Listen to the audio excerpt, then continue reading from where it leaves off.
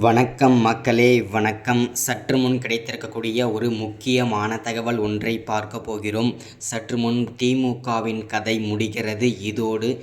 என்ன காரணத்திற்காக திமுகவின் கதை இதோடு முடிகிறது, என்ன காரணம், இதற்கான முக்கிய காரணம் யார், அப்படி என்ன செய்துவிட்டார்கள் திமுகவின் ஆட்சியில், இதை பற்றின தெளிவான துல்லியமான விளக்கத்தை பார்க்க போகிறோம். அதற்கு முன்பு நமது சேனலுக்கு நீங்கள் புதிய பார்வையாளராக இருப்பதற்கான வாய்ப்புகள் நிறையவே இருக்கிறது. முடிஞ்ச அளவுக்கு எல்லாரும் மறக்காமல் நமது அரசியல் நியூஸ் சேனலை சப்ஸ்கிரைப் பண்ணிட மறந்துடாதீங்க. சப்ஸ்கிரைப் பண்ண உடனேயே பக்கத்தில் ஒரு பெல் பட்டன் வரும், அதை கிளிக் பண்ணி ஆல் என்ற ஆப்ஷனில் போட்டு வச்சுக்கோங்க. அது மட்டும் இல்லாமல் வீடியோ போட்டோம்னா உங்களுக்கு நோட்டிஃபிகேஷன் வரும், அதை பார்த்து தெரிஞ்சுக்கலாம். இன்றைக்கி என்ன அரசியல் நியூஸ், இன்றைக்கி என்ன அரசியல் அப்டேட்ன்றதை தெளிவாகவும் துல்லியமாகவும் தெரிஞ்சுக்கலாம். மறக்காமல் வீடியோவை லைக் பண்ணுங்கள், மறக்காமல் வீடியோவை ஷேர் பண்ணுங்கள். ஓகே, வாங்க வீடியோக்குள்ளே போகலாம்.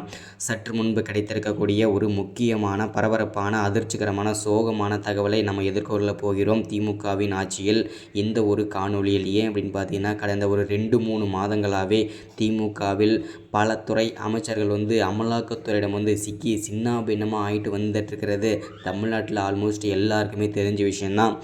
ஃபஸ்ட்டு செந்தில் பாலாஜி அவர்கள் பார்த்தீங்கன்னாக்கா பல்வேறு விதமான சொத்து குவிப்பு வழக்குகளையும் தவறான முறையில் பண பரிவர்த்தனை செய்த குற்றத்திற்காகவும் அமலாக்கத்துறை அவரை அதிரடியாக கைது செஞ்சு புழல் சிறையில் அடைச்சிருக்காங்க. கிட்டத்தட்ட 200 நாட்களை மேலே கடந்தாச்சு. அவரை வெளிக்கொண்டு வருவதற்கான எந்த விதமான நடவடிக்கையுமே திமுக ஆட்சி சார்பாகவும் முதல்வர் ஸ்டாலின் சார்பாகவும் எந்த விதமான நடவடிக்கையுமே இது வரைக்குமே எடுக்கலை. அதுவுமே எல்லாருக்கும் தெரிஞ்ச விஷயந்தான். சற்று முன்பு திமுகவின் கதை முடிவதற்கான காரணம் என்ன அப்படின்னு பார்த்தீங்கன்னாக்கா, பல அமைச்சர்கள் பார்த்திங்கன்னா அமலாக்கத்துறையிடம் சிக்கி சின்னாபின்னமாக ஆகிட்டு இருக்காங்க. இன்னும் பல அமைச்சர்கள் திமுகவில் கண்டிப்பாக சிக்குவார்கள் என்று அமலாக்கத்துறை உளவுத்துறை ரிப்போர்ட் மூலமே கொடுத்துருக்காங்க. அதனால் திமுக ஆட்சியில் இருக்கிற ஒவ்வொரு அமைச்சருக்குமே பேராபத்து தான் காத்துட்ருக்குன்னு சொல்லலாம். இதனால தான் திமுகவின் ஆட்சி கண்டிப்பாக முடிவதற்கான வாய்ப்புகள் நிறையவே இருக்கிறது.